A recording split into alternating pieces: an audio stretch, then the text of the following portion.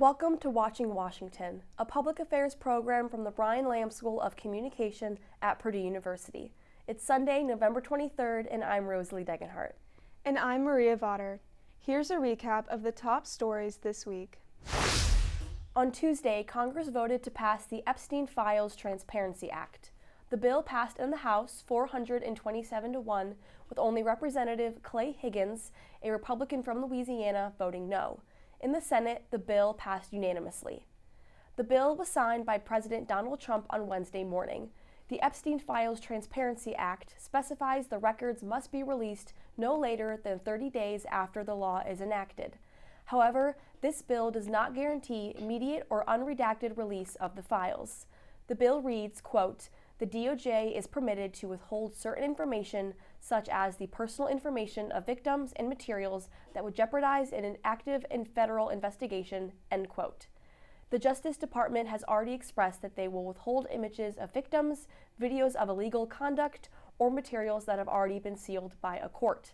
Last week, President Trump and Attorney General Pam Bondi have shared they will open investigations into Democrats mentioned in the emails, which has the potential to fall under the active federal investigation clause. The Justice Department has declined to share whether these investigations would be a reason to withhold documents. As the Epstein files prepare for release, all eyes will be on the White House and congressional committees for the next 30 days. Crown Prince of Saudi Arabia Mohammed bin Salman visited the White House for a meeting to deepen the U.S.-Saudi strategic partnership. President Trump went on to declare Saudi Arabia a major non-NATO ally. We're taking our military cooperation to even greater heights by formally designating Saudi Arabia as a major non-NATO ally, which is something that is very important to them. And I'm just telling you now for the first time because I wanted to keep a little secret for tonight. I just heard him say, "Oh, that's nice." The agreements involved expanded opportunities for high-paying American jobs, critical supply chains, and reinforcing regional stability. In a major expansion of the partnership with Saudi Arabia, the Crown Prince announced that Saudi Arabia will be increasing their investment commitments to almost $1 trillion. Key agreements from the meeting includes the Civil Nuclear Cooperation Agreement, a major defense sale package including F-35 deliveries and nearly 300 tanks, and advancements in critical minerals cooperation. The U.S. and Saudi Arabia have agreed to further intensify their engagement in the coming weeks on trade issues of mutual interest, including areas related to reducing non-tariff barriers and improving the investment environment. The U.S. Department of Energy announced Tuesday that it is loaning $1 billion to restart a nuclear reactor in Pennsylvania. Operation of the reactor, formerly named 3 Mile Island Unit 1, was halted in 2019. Reactors nationwide were closed decades after an accident at this same facility. In 1979, the Unit 2 reactor partially melted in what is called the worst nuclear accident in U.S. history. Now, nuclear reactors are making a comeback to meet the growing demand for energy to supply data centers. The reactor in Pennsylvania is just one example. Its owner, Constellation Energy, has agreed to support Microsoft's nearby data center for the next 20 years. When it begins generating power again in 2027, the reactor will also provide cheaper electricity for 65 million people in 13 states. Purdue, home to Indiana's only nuclear reactor, is playing a notable role as the nation prioritizes nuclear energy and the growth of artificial intelligence. Last year, Purdue was given a $6 million grant from the Department of Energy to research small modular reactors called SMRs. Governor Mike Braun signed legislation in July that set the goal of bringing SMRIs to Indiana in 8 years. Just a month ago, Purdue began a partnership with BWX Technologies, a nuclear component supplier, to research and develop SMRs. The Trump administration announced it is moving some education department offices to other federal agencies. It comes as the administration has worked to dismantle the Department of Education. President Donald Trump signed an executive order in March seeking to do just that. According to a news release, 6 departments will be moved to partner with 4 other agencies, the Departments of Health and Human Services, Labor, Interior, and State. One source says it's taking place under an agreement whereby personnel are sent to other agencies, but the Education Department still has some oversight and leadership over them. The source says the agreement allows Education Secretary Linda Muckman to dismantle the Education Department piecemeal. That way, she won't have to go to Congress to get approval to eliminate the department completely. Muckman has acknowledged only Congress has the power to eliminate the department, but critics argue these new agreements test the limits of that authority. They warn the shift could weaken programs that were specifically created to live inside the Education Department. On November 19th, Trump nominated a new director of the Consumer Financial Protection Bureau. Stuart Levenbach is the nominee. He will replace Russell Vought, who has served as the Bureau's acting director since February.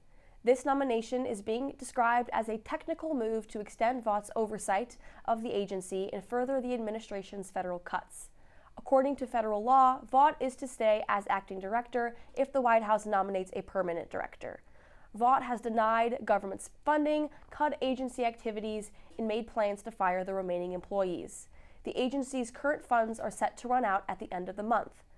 The CFPB was created in response to the 2008 financial crisis. Its main purpose is to enforce federal consumer laws, supervise financial institutions, and educate consumers on making informed financial decisions. The Senate Banking Committee has yet to nominate Levenbach's nomination. Democrat Senator Elizabeth Warren from Massachusetts, who helped form the agency 17 years ago, claims that Vaught's actions are, quote, illegal and are making it, quote, easier for giant corporations to scam families out of their money. Up next, international stories involving missile strikes with Russia and Ukraine, along with the end of production of the pennies by U.S. Mint. Plus, the latest news from Indiana and Purdue. Stay with us. More Watching Washington next. Hola from Spain. G'day, mates. Buenos dias. Bonjour. Hello from South Korea. I'm studying abroad in Valencia, Spain this semester. I'm studying abroad in Sydney, Australia. I'm studying abroad in Madrid, Spain. I'm studying at Seoul National University. At Issai Supero in Toulouse, France. And I'm really getting to enjoy meeting all the new people and the culture. How different it is from Purdue University. It is an absolutely fantastic experience. I'm living my best life. I can't wait to see you guys all overseas soon. A bientôt. Adios. Nos vemos de España.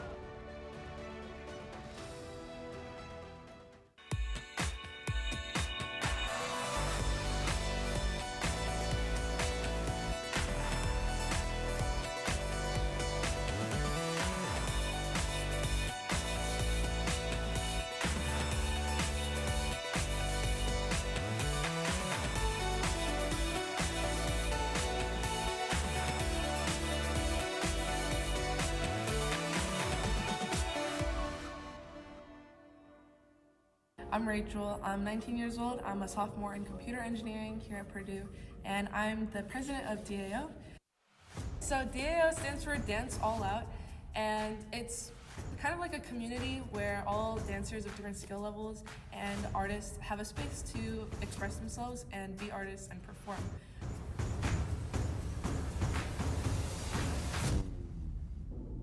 We perform at things like the AAA Night Market and the VA, the Variation Showcase, at the end of the semester.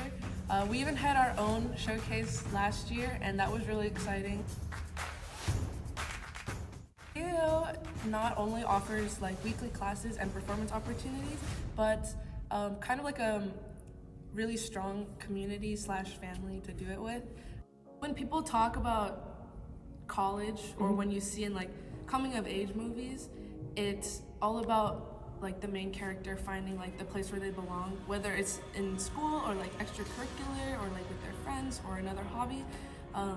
But like this could be the place where you find like your coming of age moment, and like it could be the place where you discover like a big part of your life.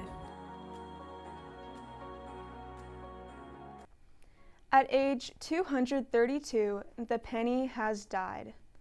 Federal officials have spent months winding down penny production after President Trump ordered Treasury Secretary Scott Bessent to stop making new ones in February. The motive for killing the coin is to reduce unnecessary government spending.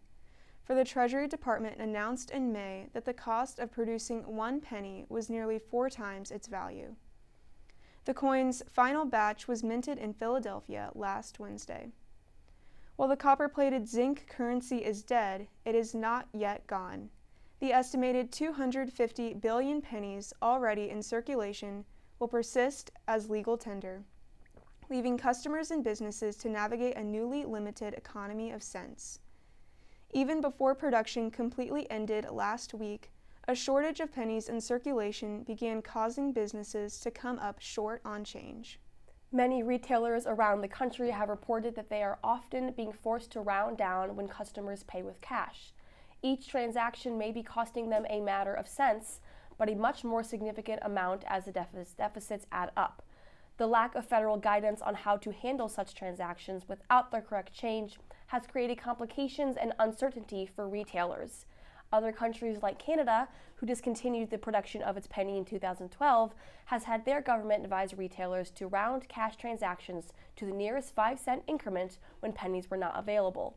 For consumers, economists expect the effect of the penny's discontinuation will be negligible, likely amounting to just the minor differences in the amount that they pay in certain cash transactions. Russia launched another round of missile strikes in Ukraine on Wednesday, killing at least 19 and injuring many more, according to Ukraine Emergency Services. Russia launched 476 drones and 48 missiles, with strikes in both eastern and western cities of Ukraine. The city of Ternopil was hit very hard. 2 apartment buildings were destroyed, resulting in many injuries, some of which were to children. During the attack, Russian drones were spotted in Romanian airspace, according to the Romanian Defense Ministry. Romania, Poland, and NATO launched fighter jets to protect their airspace from Russian drones. Along with encroachment in the airspace, a train track pivotal to transporting aid to Ukraine was destroyed in Poland, which they believe was an act of sabotage by Russia. Poland's Deputy Interior Minister has claimed that they have faced varying acts of sabotage from time to time. In response to the attack, Polish Foreign Minister Radosław Sikorski announced that they would close the last Russian consulate in the country. Other NATO nations have also accused Russia of acts of sabotage in their countries. However, Russia has denied any involvement in these acts. Despite the latest waves of attacks, President Trump sent Army Secretary Dan Driscoll and other Pentagon officials to Ukraine to discuss their weapons needs and potentially reopening peace talks. After his meeting with Driscoll, Ukrainian President Volodymyr Zelensky has agreed to negotiate a new peace deal. Trump sent the first draft of the new deal to Ukraine Thursday. The deal involves Ukraine conceding land and reducing the size of their military, ideas which Zelensky has refused in the past. The deal also includes concessions from Russia. The current deal is just a draft and will take much negotiating from both sides to be signed. C-SPAN and SCOTUS Blog partnered in early November to provide coverage of the Supreme Court Trump tariff case. Similar to C-SPAN, SCOTUS Blog is an independent media company dedicated to covering U.S. Supreme Court cases. The 2 organizations teamed up to cover the landmark Trump tariff case on November 5th, with C-SPAN previewing the oral arguments made and SCOTUS Blog live blogging the events after the oral arguments. This is the first time that C-SPAN and SCOTUS Blog have collaborated, but will likely not be the last. All over the U.S. states are locked in a redistricting battle. California, Utah, and Missouri, and Ohio, and North Carolina have all made changes to their district maps. Texas attempted to redistrict, but the Supreme Court ruled that their new map was a racially based gerrymander. They are expected to appeal this claim. President Trump has been pushing for redistricting, but Indiana politicians aren't so sure. 4 Indiana politicians have been swatted recently, and it is suspected that the redistricting controversy is the motive. Swatting is the act of reporting a false crime at a victim's residence, hoping that they are harmed, intimidated, or inconvenienced. Swatting is a serious crime. Purdue University has been at the heart of several stories this week. First, Purdue student government passed a resolution to create a university-wide sustainability task force. Purdue is currently the only university in the Big Ten without a climate action plan, which the creation of the task force aims to change. This bill now pushes Purdue to address carbon emissions, sustainable development, and student concerns. Purdue's pursuit of researching Amelia Earhart's mysterious disappearance just got a little more interesting. The U.S. National Archives has released 4,652 formerly declassified documents on Earhart's 1937 disappearance. These documents detail her Coast Guard radio logs, weather reports, search records, and historical press clippings. These files are an important development for experts, but they do not change the accepted theory that Earhart's plane ran out of fuel near Howland Island. Purdue researchers have joined a team from the Archaeological Legacy Institute to travel to Nikumaroro. There, they will investigate an object that resembles the Lockheed Electra plane that Earhart previously flew. As previously reported, this mission is still postponed to 2026 due to weather and additional government clearance. However, these new files have increased public interest surrounding Earhart's disappearance. The Director of National Intelligence, Tulsi Gabbard, stated in a press release that more files will be released on a rolling basis as examinations are completed. Purdue and Google leaders met on Thursday, November 13th to discuss advancements in dialogue on AI's role in education and research. The goal would be to join education and research with AI to prepare the next generation of AI leaders while also advancing the technology itself. Karen DeHoot, CEO of Google Public Sector, said during the AI Summit, quote, "We aim to expand Google and Purdue's partnership and place AI in the hands of students, faculty, and staff members, as well as core curriculum," end quote. Purdue President Mung Chiang emphasized how this public-private partnership will increase breakthrough AI research, while also prepping the next generation of students to tackle society's most pressing challenges. In response to AI's evolving role, Purdue announced plans at the summit to introduce a new working AI competency graduation requirement. It is scheduled to take place this coming fall with the incoming freshman class of 2026. Our guest this week is Dr. Johanna Merritt-Wu, an organizational development leadership expert. She now runs her own consulting business here in West Lafayette. The full interview ahead just on Watching Washington. Imagine a world where Olympics and Paralympics are unified as one, and where all athletes at all levels have equal opportunities to play and perform at their full potential.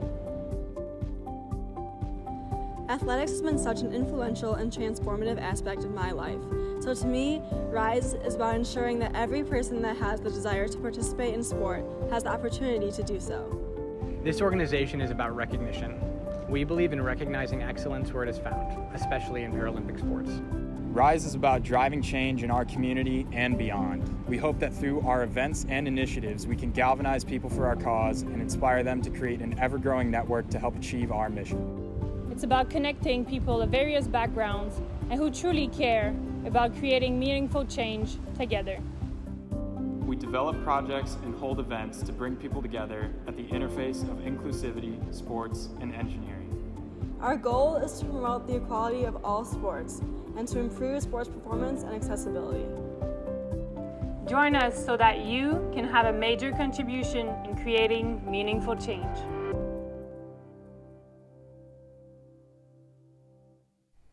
We have a special guest with us this week, Dr. Johanna Merritt-Wu. Let's go now to Watching Washington's Adeline, who's standing by with this week's interview. All right, hello. Today we're joined by Dr. Johanna Merritt-Wu, an organizational development and leadership expert. She now runs her own consulting business here in West Lafayette, helping organizations strengthen their leadership, culture, and impact. Johanna, thank you so much for being here. I'm happy to be here.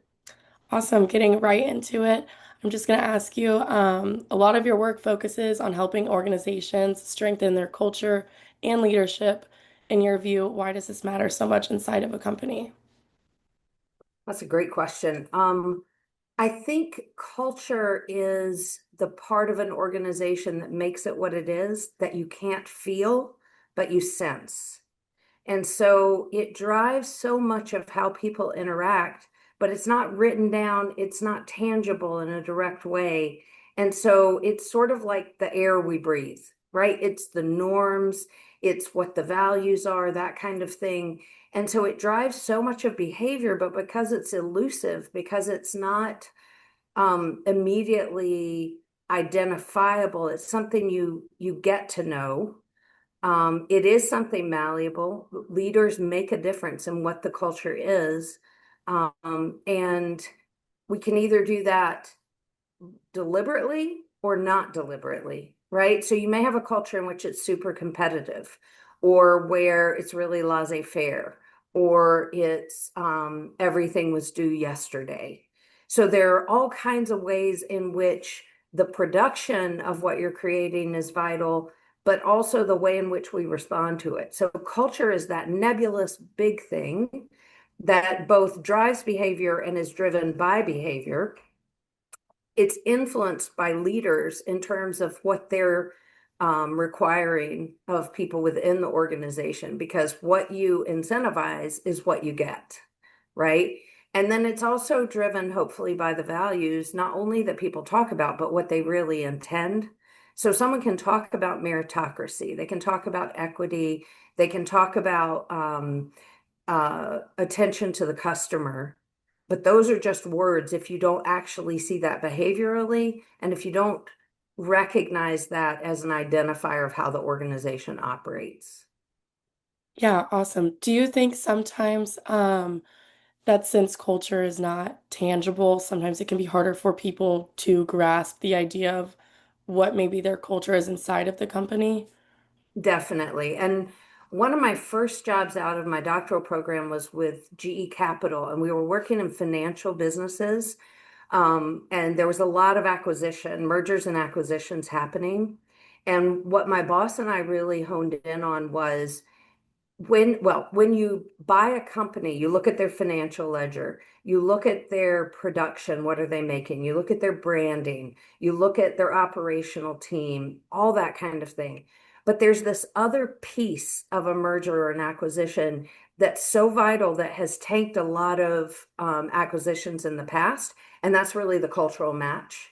And so we were put on task, I guess, to measure both the culture of the GE company buying the company as well as the company that was coming in, so that we could see if in 5 years this was a marriage or an adoption that would be viable. When you think about how a merger and acquisition works, that's a pretty complex topic. But if you're not looking at that, you can derail everything. Yeah, awesome. You've worked with organizations all over the world, very impressive, from Israel to Ireland, Japan, and many other places. How does the way that you offer these services or approach leadership and development depend on the culture you're working with in the place? Yeah, your question itself shows how important that is to consider. Hmm. And so I think just reflecting on the reason you bring up the question, I think it has to, my values, my internal values around integrity, around openness, that kind of thing, those are the same across. But what it looks like in Japan versus Ireland versus Italy versus Israel or Romania, you want to know, how do people interact and what do they call a business style, right? And actually, that's not so different than I've worked in Manhattan on Wall Street, and I've also worked in rural Indiana. And in the same way, I have to think through, how do people talk about business and what's an approachable, reasonable way to interact with someone. So in Japan or Israel, it might be more starkly different than the US, but after really it's about friendship and listening and getting a feel for what's happening.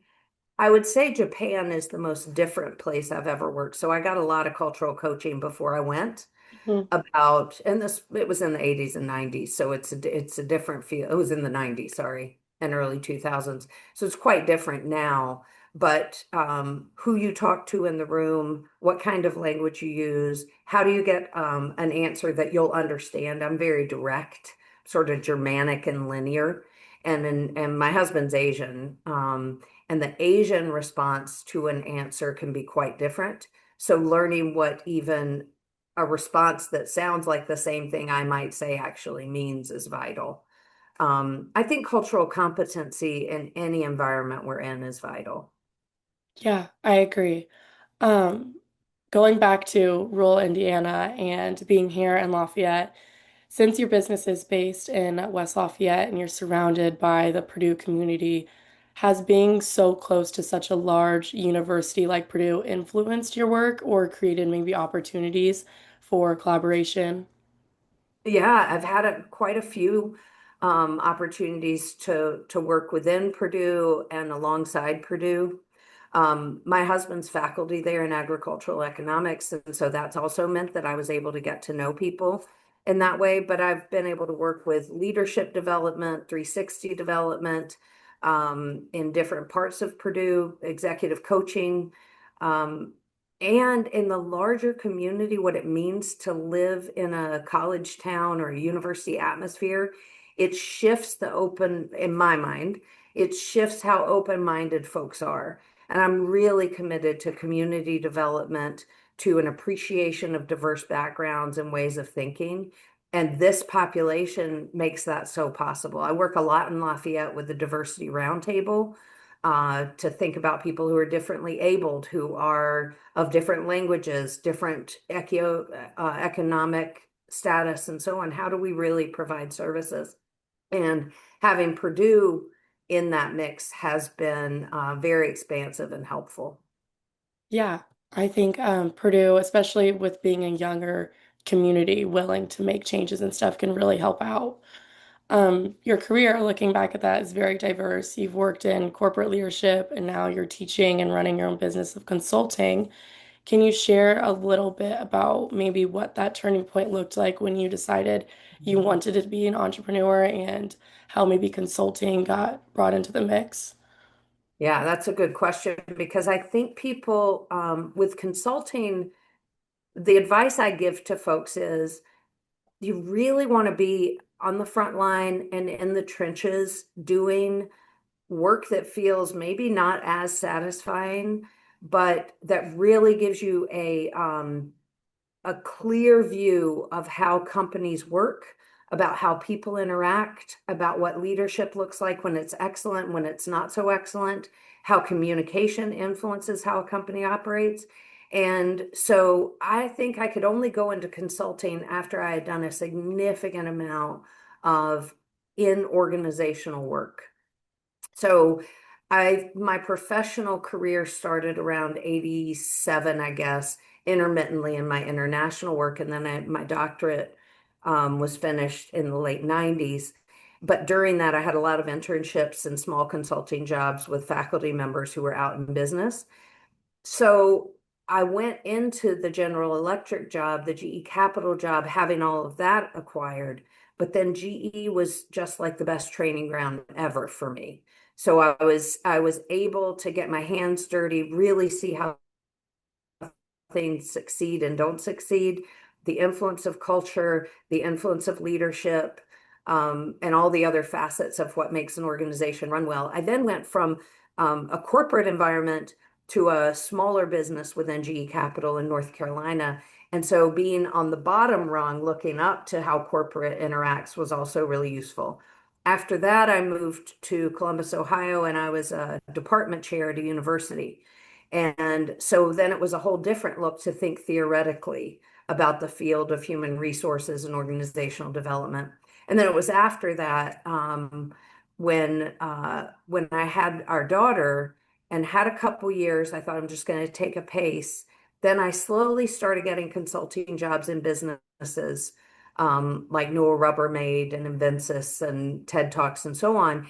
And then that kind of expanded my understanding. Then when our daughter was old enough that I was ready to go back into the workforce full time, that's when I launched and said, okay, now I'm ready to share my capabilities. But I think thinking that we can be a consultant without having served on the front line and done a lot of gritty work that feels hard and laborious and less sexy is essential.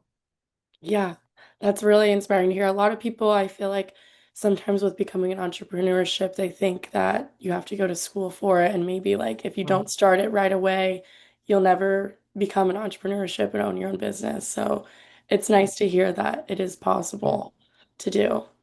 Yeah. Well, Johanna, thank you so much for joining us today. It's been great hearing about your global experience, your leadership, and all of your expertise you have to offer right here in the community. And we really appreciate your time. That's all the time we have today. Thank you to our guest, Dr. Johanna Merritt-Wu, for being with us today. And thank you for watching. See you next time on Watching Washington.